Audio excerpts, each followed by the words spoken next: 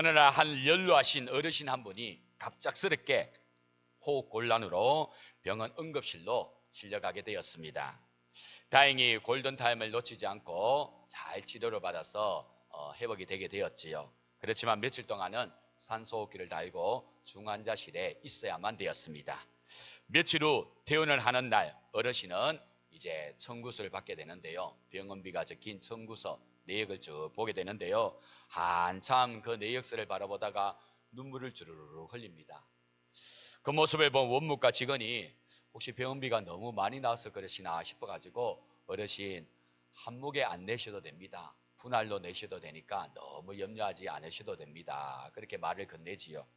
자, 그런데 어르신이 뭐라고 이야기하느냐면 아닙니다. 내가 지금 눈물 흘리고 우는 것은요. 이 청구서를 받아보니 내가 병원에서 며칠 동안 있으면서 산소를 공급받은 비용이 수백만 원이나 되네요.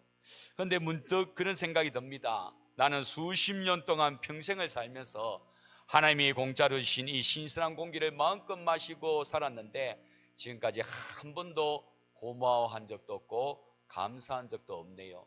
문득 그게 깨달아져서 그게 너무 고맙고 감사해서 그래서 눈물이 나고 제가 우는 것입니다. 그 이야기를 했다라고 합니다. 그렇습니다. 성도 여러분, 매일매일 우리가 숨을 쉬고 또 찬란한 햇빛을 받으면서 건강하게 생활할 수 있는 거 이거 다 하나님의 은혜인 줄로 믿습니다. 때로는 당연한 것으로 생각하는데 그냥 주어지는 것으로 생각하는데요. 우리가 한번 아파 보면요. 절실하게 느낍니다. 이 모든 것이 다 하나님의 은혜이고 하나님께서 부어주시는 말로 다 할 수 없는 사랑이구나라는 것을 우리가 그제서야 알게 되어지는 것이지요. 모든 것이 하나님의 은혜다라는 사실 기억하시면서 오늘 우리가 말씀을 함께 나누었으면 좋겠습니다. 자, 오늘 본문은요. 가장 비참한 순간에 가장 큰 기적을 경험한 사람들의 이야기입니다. 바로 문둥병에 걸린 나병 환자들이 예수님을 통하여 깨끗하게 고침을 받은 그 이야기지요. 오늘 본문을 우리가 쭉 이해하기 위해서는요. 한 가지 분석할 필요가 있습니다. 그게 뭐냐면 본문 첫 절인 11절 나오는 말씀인데요. 거기에 보면 사마리아와 갈릴리 사이로 지나가시는 예수님의 모습을 우리가 보게 된다라는 겁니다. 자, 갈릴리와 사마리아 사이로 가신다. 우리가 좀 눈여겨봐야 되는데요.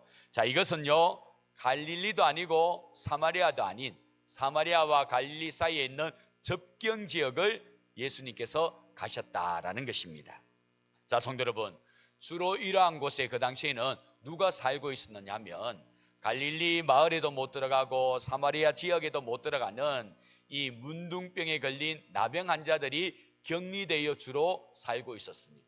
왜냐하면 마을로 들어갈 수 없으니까 자신이 가진 병 때문에 전염이 될까 봐 마을로 들어갈 수도 없고 들어가면 돌에 맞아 죽을 수 있기 때문에 그래서 격리되어 살고 있었습니다. 갈릴리 마을에 한 곳, 사마리아 마을에 한 곳, 뭐 2개 마을에 둘 수 있습니다만 그러나 그렇게 두면 이 환자촌, 나병 환자촌이 더 많아질 수 있기 때문에 주로 이렇게 경계 부분에 나환자촌을 만들어 가지고 그들로 하여금 살도록 만들어 준 것이지요. 자, 이런 곳에 우리 예수님이 오늘 지나가시게 되었다라는 것입니다.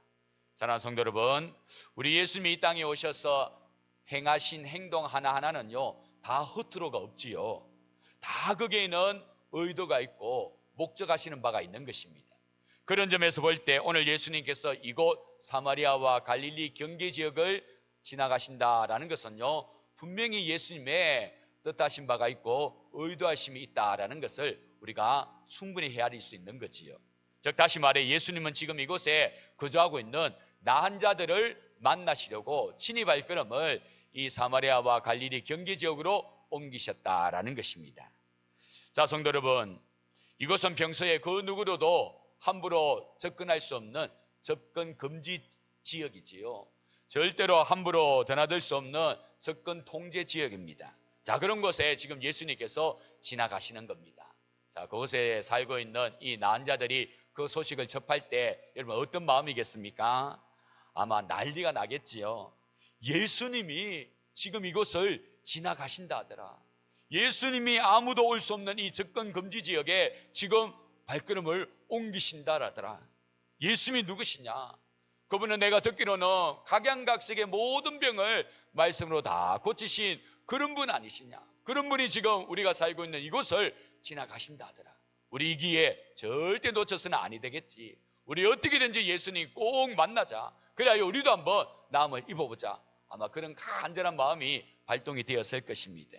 그래서 오늘 본문 12, 13절 보시면요, 이들이 예수님 앞에 얼마나 고래고래 고함을 지는지 모릅니다. 자, 우리 다 같이 오늘 본문 12, 13절 한 목소리로 함께 읽겠습니다. 한 마을에 들어가시니 나병 자 10명이 예수를 만나 멀리 서서 소리를 높여 이르되 예수 선생님이여 우리를 불쌍히 여기소서 하거늘. 자, 성도 여러분, 여기 보시면요, 이 나병 자들이 멀리 서서 예수님을 부르고 있습니다. 왜 멀리 서서 예수님 부르는지 아시지요? 자신들이 가진 그 문둥병, 나병의 전염성 때문에 예수님 가까이 갈 수 없어가지고 멀리 서서 부릅니다. 자, 그런데 이들이 멀리 서서 부른다 할지라도 그냥 부르는 게 아니지요. 정말 죽음의 힘을 다하여서, 사력을 다하여서 그렇게 예수님을 찾고 부르는 것입니다. 자, 이에 우리 예수님 이제 그들에게 반응을 보이십니다. 어떻게 보이십니까? 14절 말씀 우리 다 같이 한번 볼까요? 보시고 이르시되 가서 제사장들에게 너희 몸을 보이라 하셨더니 그들이 가다가 깨끗함을 받은지라. 여기 보시면요, 예수님이 이들에게 반응을 보이시는데요, 그냥 그들이 소리친다고 해서 고개 한번 돌리는 것이 아닙니다. 그냥 참 불쌍하네, 가엾네 그렇게 여기시는 것이 아닙니다. 예수님은요, 그들의 부르짖음을 들으시고 그들이 진짜 무엇을 원하시는지 아시고요, 그들에게 꼭 필요한 치유의 은혜를 베풀어 주시는 것이지. 가서 제사장들에게 너희 몸을 보이라 라고 이 말씀 들려주면서 마침내 그들을 고쳐주시고 있는 것을 우리가 볼 수 있는 겁니다. 그렇습니다, 성도 여러분. 때로는요, 우리가 기도할 때 많은 말이 필요치 않을 수도 있습니다. 많은 말이 필요치 않을 수도 있습니다. 그저 하나님 앞에 내 심정을 토하면서요, 그냥 아버지, 그냥 주여 그렇게만 간절하게 외쳐도요, 거기에 달려있는 모든 우리의 형편사정 우리 하나님이 다 헤아려 주시는 겁니다. 오늘 이 문둥병자들이 멀찍이 서서 예수님 앞에 뭘 주절주절 다 이야기했겠습니까? 그냥 예수님 우리를 좀 불쌍히 여겨주옵소서, 그 말 한 것밖에 없지 않겠습니까? 그러나 우리 예수님은요, 그들이 무엇이 그렇게 필요한지, 무엇 때문에 그렇게 고함을 지르는지 다 아시고요, 말씀하시는 겁니다. 가서 제사장들에게 너희 몸을 보이라. 성도 여러분, 여기서 우리가 한 가지 궁금할 점이 생기지요. 예수님 능력이 많으시기 때문에 이들의 간절한 부르짖음 듣고요, 즉시로 이들을 고쳐줄 수도 있잖아요. 이 시간 이후부터 너희들의 그 문둥병이, 그 나병이 깨끗하게 나을지어다. 말씀 한마디만 하면요, 이들의 문둥병 싹 깨끗해질 수 있는 겁니다. 그러실 수 있는데 예수님은 굳이 제사장으로 가라고 하십니다. 왜? 무엇 때문일까요? 여기는 두 가지 이유가 있지요. 하나는요, 그 당시 유대 율법에 이 문둥병, 피부병이 생겼을 때는요, 반드시 제사장 앞에 가서 자신이 깨끗하게 나았음을 보여야 되는 겁니다. 자기가 깨끗하게 치유되었음을 제사장이 보고 제사장이 선포해야지만 이제 그 사람 다시 공동체 안으로 돌아서 생활할 수가 있게 되어지는 거지. 그래서 예수님께서 그 율법에 준수하여 이들을 제사장으로 보이는 거죠. 괜히 이런 거 어겼다가 구설수 오를 필요 없는 거 아니겠습니까? 괜한 분란 만들 필요가 없는 거지요. 그래서 예수님께서 당시의 율법, 사회 통념을 잘 준수하고 있다는 것을 보여주는 거지요. 자, 그리고 또 한 가지 이유는요, 이유가 가장 큰 이유라고 볼 수 있는데, 제사장에게 이들을 보내는 이유는요, 바로 이들의 믿음을 보기 위해서입니다. 믿음을 보기 위해서입니다. 오늘 본문 보시면요, 이들이 아직까지 뭔가 나음을 입은 상태가 아닙니다. 예수님부터 그 이야기를 들었지만 몸에 변화가 일어난 것이 아닙니다. 달려가던 중에 마침내 그때 이제 놀라운 변화가 일어나거든요. 즉 무슨 말씀이냐면, 예수님이 이들을 만지신 것도 아니고 특별 처방을 해서 약을 준 것도 아니라는 것입니다. 그냥 그저 말씀 한마디 한 것뿐인데 이들이 이제 그 말씀 앞에 어떻게 순종하느냐, 그걸 예수님이 보고자 하신 것이지. 정말 너희들이 나를 능한 자로 믿는다면, 정말 너희들의 모든 병을 고쳐줄 수 있는 전능자로 믿는다면 내 말에 한번 순종해보라, 그거지요. 다행히도 오늘 이들은요, 예수님의 말씀 앞에 그대로 순종합니다. 예수님이 특별하게 자신들에게 뭘 해준 것도 아닌데 그저 제사장으로 가서 보이라고 그 말밖에 한 거 없는데 그대로 순종합니다.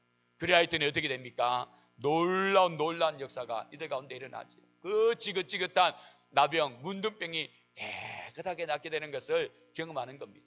오늘 본문에 보면 뭐 한 사람만이 고침받아서 감사하는 것처럼 보입니다만 오늘 예수님이 뭐라고 이야기합니까? 10사람이 다 깨끗함을 받지 아니하였느냐 그렇게 말씀하시죠. 다 깨끗함을 받은 것입니다. 이런 놀라운 역사가 이들 가운데 나타난 것이지.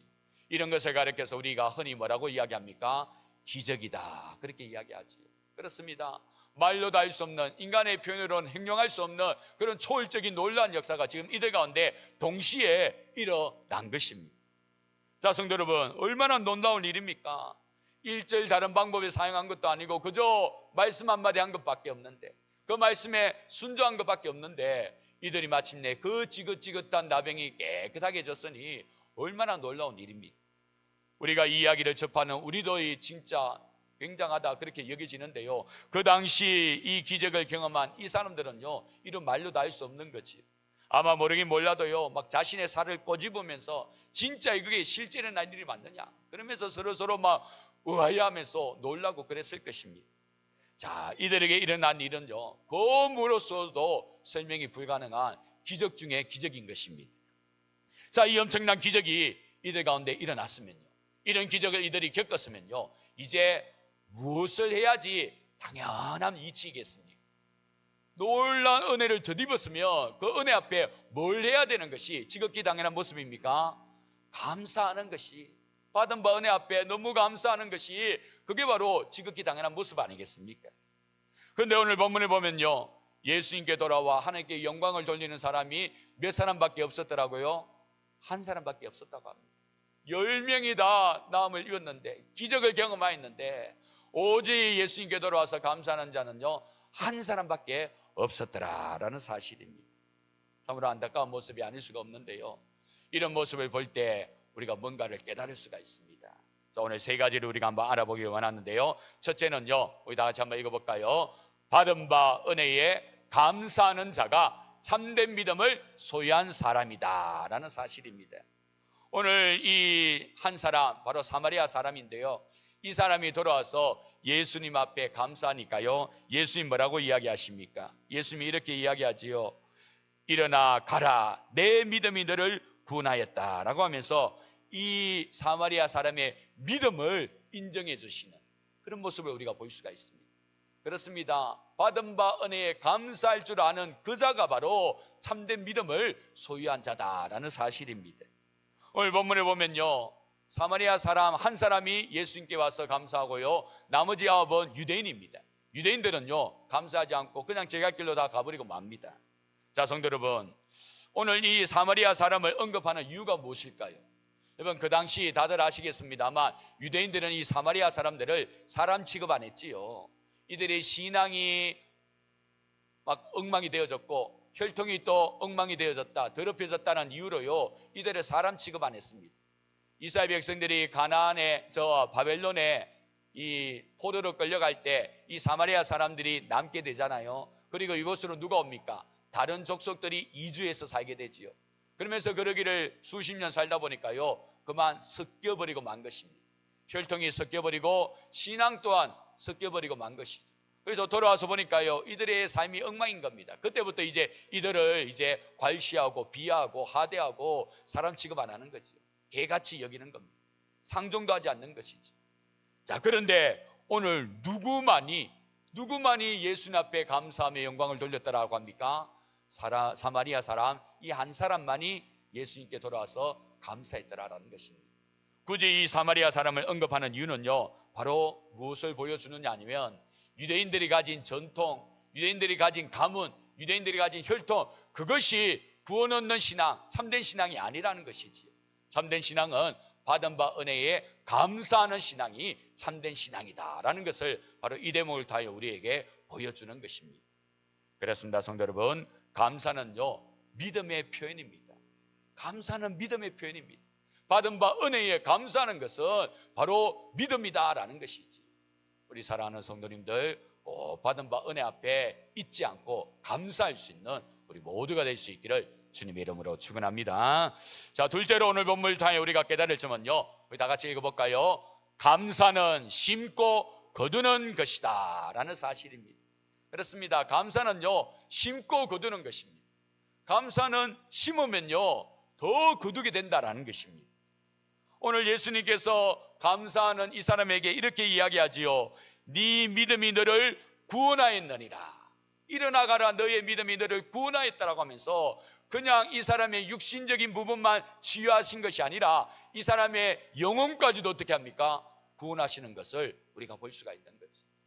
사마리아 사람 문둥병에 걸려가지고 고생했지 않습니까? 그런데 이 사람 예수님이 고쳐주십니다. 깨끗하게 낫게 해주는데요, 그냥 육신만 고쳐주는 것이 아니라 그 영혼까지도 구원해 주시는 걸 볼 수 있지. 우리는 이 대목을 통해서 무엇을 알 수 있느냐 하면 감사를 심으면요 더 큰 감사를 거두게 된다라는 사실을 우리가 이 대목을 통하여 알 수 있게 되는 것입니다. 그저 감사한 것밖에 없잖아요. 받는 바 은혜 잊지 않고 그저 고마워서 감사한 것밖에 없는데 우리 주님은 그 감사를 받으시고 그 영혼까지도 구원해 주시는 더 큰 감사의 제목을 안겨다 주는 걸 우리가 보게 되는 것입니다. 그렇습니다. 성도 여러분, 감사는 심을 때 더 큰 감사가 열리게 되는 것입니다. 그러므로 우리 성도님들 꼭 잊지 마시고 감사를 심어 보십시오. 팁을 한번 드린다면요, 부지런히 감사를 심어 보시기 바랍니다. 고린도후서 9장 6절에 보면요, 적게 심는 자는 적게 거두고 많이 심는 자는 많이 거둔다라는 대원칙을 우리에게 들려주고 있지요. 기도를 적게 심으면요, 기도 응답을 적게 거둘 수밖에 없습니다. 감사를 적게 심으면요, 감사거리가 적게 우리에게 주어질 수밖에 없는 것입니다. 그러므로 이 원칙을 잘 마음에 새기시고요, 기도도 부지런히 하고요, 감사도 많이 심어보시기 바랍니다. 우리의 인생은요, 어찌 보면요, 우리가 심은 감사를 어떻게 거두느냐, 그게 바로 우리의 인생이다 말씀드릴 수 있는 겁니다. 우리가 평소에 감사를 부지런히 심어 놓으면요, 때가 되면 그 감사를 우리가 거두게 되어지는 겁니다. 그게 바로 우리 인생입니다. 반면에 감사를 심지 않고 원망하고 불평을 심으면요, 나중에도 계속해서 원망과 불평만 거둘 수밖에 없는 것입니다. 이 사실을 꼭 기억하시고요, 감사를 심고 부지런히 심어서 감사를 더 풍성하게 얻을 수 있는 우리 모두가 될 수 있기를 간절히 소망합니다. 자, 이제 마지막 세 번째로 우리가 오늘 본문을 통하여 깨달을 것은요, 우리 다 같이 읽습니다. 울더라도 감사는 심어야 한다라는 사실입니다. 울더라도 감사는 심어야 한다라는 것입니다. 유대인의 지혜에 쓰인 이 탈무드에 보면 이런 내용의 글이 나옵니다. 한 남자가요, 랍비를 찾아와서 며칠째 펑펑 울며 불평을 털어놓습니다. 랍비님, 제 삶은 지금 지옥과도 같습니다. 비좁은 방 한 칸에 아내와 자식들 그리고 장인 장모까지 모시고 사느라 숨이 막혀 죽을 지경입니다. 제발 원망과 불평 없이 살 수 있는 비결을 좀 알려주십시오. 그러자 랍비가 생뚱맞은 뜻밖의 제안을 합니다. 집에 염소 키우지요. 그 키우는 염소를 오늘부터 일주일 동안 방 안에 같이 한번 들여놓고 키워보십시오. 그리고 보내버립니다. 너무나도 당황스러운 제안인지라 이게 뭔가 싶은데요, 그래도 랍비의 말이니까 한번 내가 일주일 동안 이를 깨물고 순정 한번 해버리라 그러면서요 순정하게 되어지지요. 일주일 후 남자가 다시 랍비를 찾아오는데요, 완전히 막 이 다크서클이 훅 내려와 있고 완전히 초췌하기 엉망입니다. 그러면서 이야기합니다. 랍비님, 이제는 염소 똥 오줌 냄새 때문에 더 미칠 지경입니다. 더 이상 못 살겠습니다. 뭐 이런 제안을 하십니까? 완전히 초췌한 모습으로 돌아와서 그런 이야기를 하는 겁니다. 그때 랍비가 웃으면서 또 제안을 합니다. 그럼 이제 염소를 방에서 빼고 일주일을 한번 살아보십시오. 그렇게 제안을 하지요. 다시 일주일이 지났습니다. 랍비를 찾아오는데요, 이 사람의 안색이 해와 같이 빛납니다. 환하게 빛나면서요, 미치어 막 날아갈 것 같이 그렇게 랍비를 찾아오는 겁니다. 그러면서 외칩니다. 랍비니, 염소가 나가고 나니까요, 우리 방이 얼마나 쾌적하고 넓고 좋은지요, 천국 같습니다. 그런 이야기를 한다는 거지. 성도 여러분, 달라진 거 있습니까? 바뀐 거 있습니까? 방이 넓어지기라도 했습니까? 가족들이 수가 줄어들기라도 했습니까? 바뀐 거 하나도 없습니다. 그저 잠시 동안 이 염소가 있다가 없는 그것밖에 없습니다. 그런데요, 이들의 생각이, 이 사람의 생각이 완전히 180도 바뀌게 되었다라는 것이지요. 그렇습니다. 성도 여러분, 지금 우리가 마주하고 있는 형편과 사정에 우리가 원망 불평하면요, 한도 끝도 없습니다. 그러나 그 속에서도 감사를 찾으면요, 그 감사가 우리를 행복으로 인도하게 되고 마침내 놀라운 은혜를 누릴 수 있게 되는 것입니다. 지금의 형편이 어렵고 쉽지 않은 상황이더라도 사랑하는 성도 여러분, 심지 않으면 절대로 거둘 수가 없습니다. 힘들지만 심어야지만 우리는 더 나은 미래를 거둘 수가 있게 되는 것입니다. 우리가 잘 아는 시편 126편 5절과 6절 말씀에 이런 말씀 나오지요. 우리 다 같이 읽습니다. 눈물을 흘리며 씨를 뿌리는 자는 기쁨으로 거두리로다. 울며 씨를 뿌리러 나가는 자는 반드시 기쁨으로 그 곡식단을 가지고 돌아오리로다. 아멘. 여기 보시면요, 심는 지금 상황은 어떻다는 것입니까? 눈물을 흘려야 되는 그런 애타는 슬픈 상황이다라는 것이지. 그런데 그럴지라도 뭐 해야 된다는 것입니까? 씨를 뿌려야 된다는 것입니다. 그러면 때가 되면 반드시 기쁨으로 단을 거두게 될 날이 임하게 된다라는 것입니다. 올 상반기 여느 때보다도 힘들고 어려웠지요. 갑자기 이란과 이스라엘, 미국이 전쟁을 하는 바람에 호르무즈 해협이 봉쇄되는 바람에 생각지 못한 고유가를 만나 굉장히 힘든 나라를 우리가 보내게 되어졌습니다. 자, 그런데 성도 여러분, 이런 때일수록 우리가 해야 되는 거 바로 감사를 심는 겁니다. 왜 이런 상황이 되었는가 원망하고 탓하고 불평할 것이 아니라 이런 때일수록요, 감사를 심는 겁니다. 그리하여 감사를 기대하고 기다리는 것입니다. 불평을 심으면 불평이 자라지만 감사를 심으면 감사가 자라는 것입니다. 어렵고 힘들고 눈물 나고 슬픈 그런 상황일지라도 꼭 감사를 심어 보십시오. 분명히 하나님의 말씀은 진리고 절대로 어긋나지 않음을 우리로 하여금 깨닫게 줄 줄로 믿습니다. 자, 이제 말씀을 정리합니다. 성도 여러분, 성경에 보면요, 이런 말씀이 있습니다. 구약의 시편에 보면요, 감사로 제사 드리는 자가 하나님을 영화롭게 한다, 그렇게 이야기합니다. 신약의 데살로니가전서 5장에 보면 감사가 우리를 향한 하나님의 뜻이다라고 이야기합니다.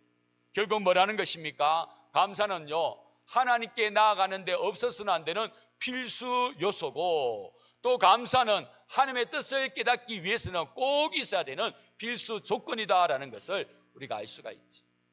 감사로 하나님을 영화롭게 하고, 감사가 바로 우리를 향한 하나님의 뜻이기 때문에 이 감사를 통해 우리는 하나님께 나아갈 수 있고, 이 감사를 통해 하나님의 뜻을 깨달을 수가 있는 것입니다.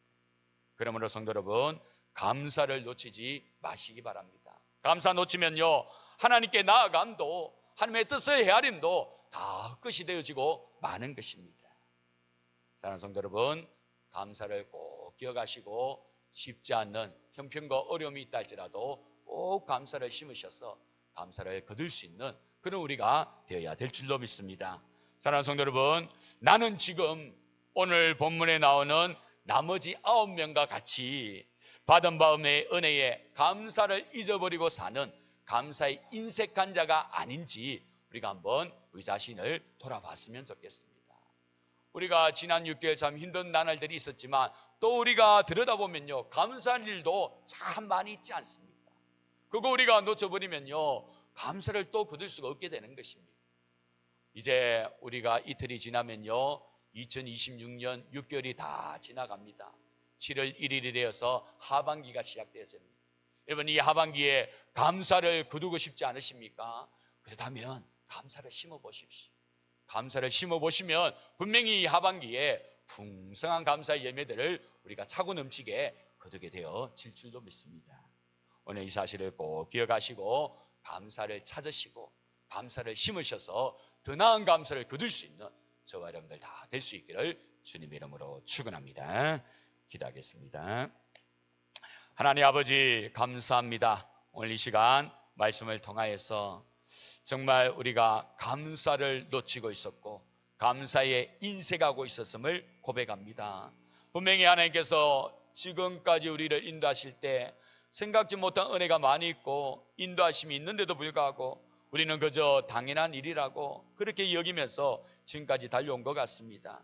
주님, 한 주간의 삶을 살아갈 때 정말 6개월 동안 우리에게 베푸신 은혜를 우리가 꼭 기억하게 하시고 찾게 하셔서 정말 진심을 다하는 감사를 올려드릴 수 있는 우리 모두가 될 수 있도록 도와주옵소서. 감사는 심으면 반드시 더 큰 감사로 우리에게 돌아오는 줄 믿습니다. 하나님, 하반기에 더 큰 감사의 은혜를 누릴 수 있는 우리 모든 삶이 될 수 있도록 인도하여 주시옵소서. 감사를 드리오며 예수님의 이름으로 기도드립니다. 아멘.